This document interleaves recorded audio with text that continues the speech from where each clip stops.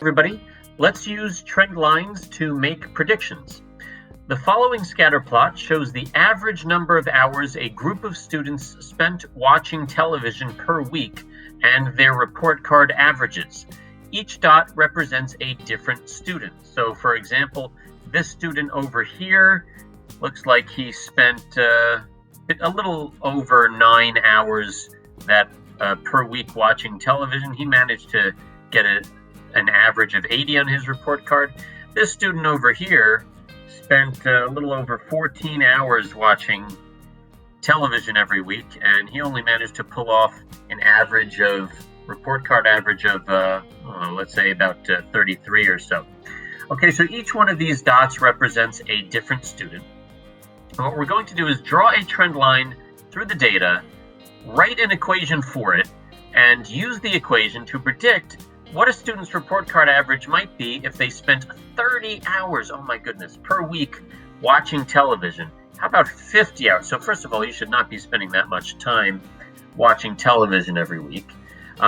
We can see here that, generally speaking, the more time a student spends watching television per week, the more their grade suffers for it. So we can see that there's a negative correlation between hours spent watching television and report card average, meaning that if we spend more time watching television, then the report card average goes down.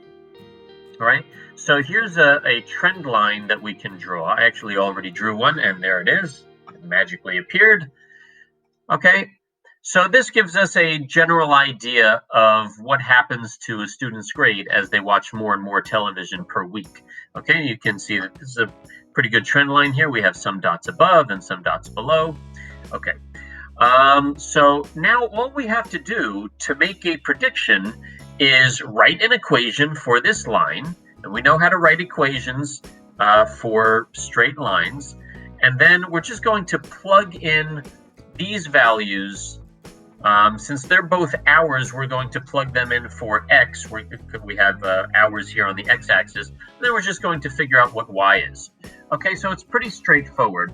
What would be the equation of this trend line over here? Well, the y-intercept is at 0, 90. So now I'm going to have y equals something x plus 90.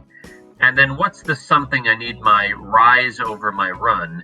So I can just pick 2 points here. Let's say, it doesn't matter which points we pick. So let's say this point over here, I'll just put an X there to distinguish it from these other dots, which are actual data points. So from here to here, I can see that my rise is, I'm going down. I went from 60 to 50. So my rise is negative 10. Negative 10 because I can see that this line is moving down as I go from left to right. So this arrow here is going down. So I'm going to put a negative 10, not positive 10. And my run from here to here, that's going from 12 to 16, which is 4. So my rise over my run is negative 10 over 4, which is negative 2.5. So my equation, I can just simplify that and say y equals negative 2.5x plus 90. And the rest is very straightforward. We're just going to plug in, let's see. So if somebody spends 30 hours watching television per week, first of all, their eyes would hurt very badly. But so X represents the number of hours watching television, and Y is the report card average. So I want to plug this 30 in for X. So I have Y equals negative 2.5 times 30, and then plus 90.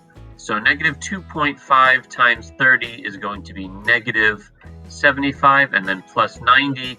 So here I have different symbols, and that means that I'm going to subtract this and this. So 90 minus 75, which is 15.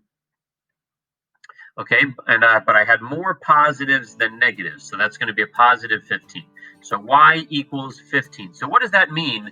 That means if this trend were to continue like this, then we would predict that somebody who spent 30 hours watching television per week, their report card average would not be very good. Their report card average would be of 15. So they might be getting into trouble with their parents there. Okay, now how about if somebody spent 50 hours per week? What else are they doing? They need to go outside or read a book or something. But if they're spending 50 hours per week watching television, let's make a prediction about what their report card grade would look like. All right, so instead of 30 over here, we'll put a 50, and then we'll just work it out. Okay, so negative 2.5 times 50 would be negative 125. So y equals negative 125, and then this plus 90. And then again, I have different symbols here, so I'm going to subtract 125 minus 90 will give me 35. Right?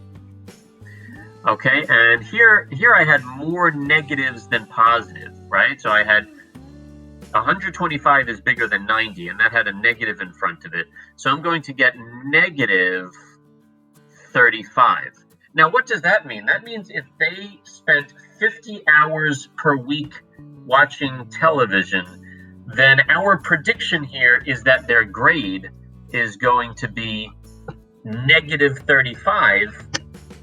And you're probably thinking to yourself, well, wait a minute, that doesn't even make sense. Your grade can't go lower than a 0. 0 is the lowest that your grade could be. How could your grade be a negative 35? Well, it can't.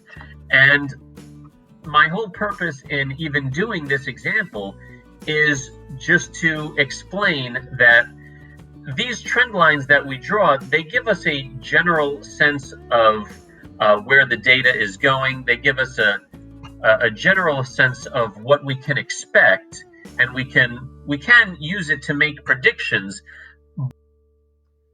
However, we need to understand that anytime we do use a trend line to make a prediction, we are making an assumption. We are assuming that the relationship between the variables is going to continue in this way forever. That's the assumption that we're making, and it might not be that way.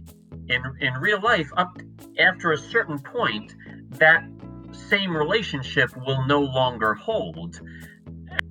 So we can use these trend lines to make predictions up to a point, but anytime we assume that a certain relationship is going to exist forever without changing, we can run into trouble.